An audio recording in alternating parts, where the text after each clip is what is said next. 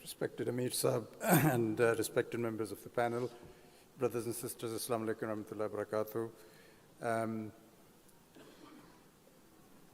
Needless to say that to succeed in any walk of life, you need prayers. And in medicine, there is no formula better than prayers. I strongly believe that you cannot succeed in medicine without prayers. So, you have to pray for yourself, and the parents have to pray for the children. And most importantly, we need to regularly write to Hazur this Aydul Talab Nasr Aziz for prayers. I've been asked to cover these topics, and I'll try to run through this, and then we have a desk. At the back where we can help you. We have some programs already to do things in more detail. So for how to get into medical school, it's important that there is a strong performance at GCSE levels, and although the university websites and the medical schools would say to you, we only need 6 GCSEs at grade 6 and above, actually the shortlisting for your medical school interview is very much dependent on how well people have performed in the GCSEs. And lots of 8s and 9s are needed, and they expect a strong performance in all GCSE subjects and not just the science ones. When you come to A-levels, you cannot get to, in most good schools, you cannot get to A-levels chemistry and biology classes unless you've done well at GCSEs in relevant subjects, and the compulsory requirement for medical education is to have a chemistry and biology and a third subject, which could be psychology, sociology, economics. Be careful not to choose a very difficult third subject, because you're required to score at least 3 A's, but most medical schools are now asking for A star, AA, and some medical schools are going to even ask for 3 A stars. So in order to perform very well at A-levels, you have to be very careful in how you choose your subjects. Chemistry and biology is very important, but the third subject could be the one that you can be sure of scoring well while still focusing on chemistry and biology. Lots of kids try to do 4 or 5 A-levels. If you're pursuing a career in medicine, I would advise stick to 3 subjects, because you really need to perform extremely well in those 3 subjects. If you have 4 subjects and you have 3 A stars, but you have a B in biology or chemistry, you won't get into a medical school.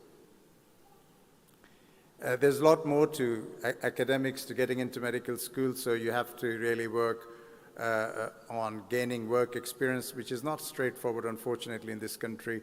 Although your school is meant to help you, but most schools will not arrange it for all the pupils. But the work experience you need is not a lot. You just need 1 working week, that's 5 days in year 10, and 1 working week again in year 12. And this could be a time spent in hospital or a GP surgery or pharmacy. It has to be done properly as a work experience, and most hospital and GP surgeries would require you to go through the necessary paperwork to do that. Lots of students think that they need a certificate to take home for work experience, which you almost always get. But what you really need to do is write reflections of your work experience on those 5 days spent, maybe on a daily basis. Keep a journal, because those reflections are what's going to help you utilize your work experience in strengthening your medical school application. Then volunteering is important, and once you get to your 16th birthday, most hospitals and nursing homes, etc., would allow you to take on volunteering roles. What volunteering takes shape of is just 2 hours per week. You can go and do a mealtime volunteer or nursing home or charity shop.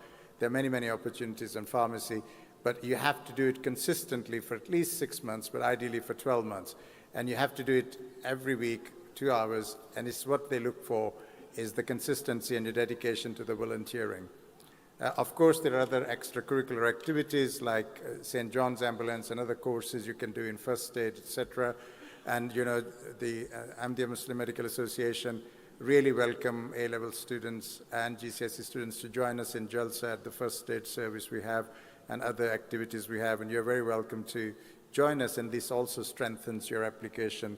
And most of the medical students who have worked with us, they found their experience working within the Jamaat on first aid or other Ahmadiyya Muslim Medical Association projects, very, very useful in strengthening their applications. Of course, UCAT is very important, and all medical schools now require very high scores for shortlisting for interviews. And now, because of limitation of time, I haven't spoken about graduate entry here. Even the graduate entry requirements require a UCAT now. All universities have now changed this year to UCAT. Now, you have to score very highly in UCAT exam. It's a separate subject to elaborate upon, but remember that you can prepare for it. There is a myth that you can't prepare for UCAT exam. It's not so. There are all sorts of websites, MedEntry, online courses, and lots of other, but it's about practice. And you have to really do a UCAT preparation starting 6 to 9 months before and spend an hour or so or a few hours a week practicing the UCAT examination or questions. Application process, as you know, would begin in October. You have to choose your 4 choices of medical school based on your UCAT and GCSEs. So there are different medical schools, some that love high UCAT scores, some that love high GCSE performances, some who have very high A-level expectations or requirements. So you really must choose not on how you really feel about going to Cambridge or Oxford or King's or Imperial, but more about what your UCAT score is looking like, what your GCSEs are, and how. So I think the mistake that many students make is choosing very aspirational medical schools and then don't get an interview and never get shortlisted. So 3 safe medical schools and 1 aspirational. We have a how to get into medical school day 2 weeks from now on a Sunday, 25th of January. Please come and join us, register, and we will take you through all the details of how to do medical school. I was asked to also cover quickly what are the requirements for international medical graduates to succeed in medicine in the UK. Remember, it's a highly competitive profession, and you must do very well academically, again, even at postgraduate level. So please come to because of the shortage of time, please come to our table or stall at the back and register your interest, and we can support you. And AMA UK is going to do Zoom courses or Zoom sessions for people who are international medical graduates to help you succeed in medicine in this country. Jazakallah for your time.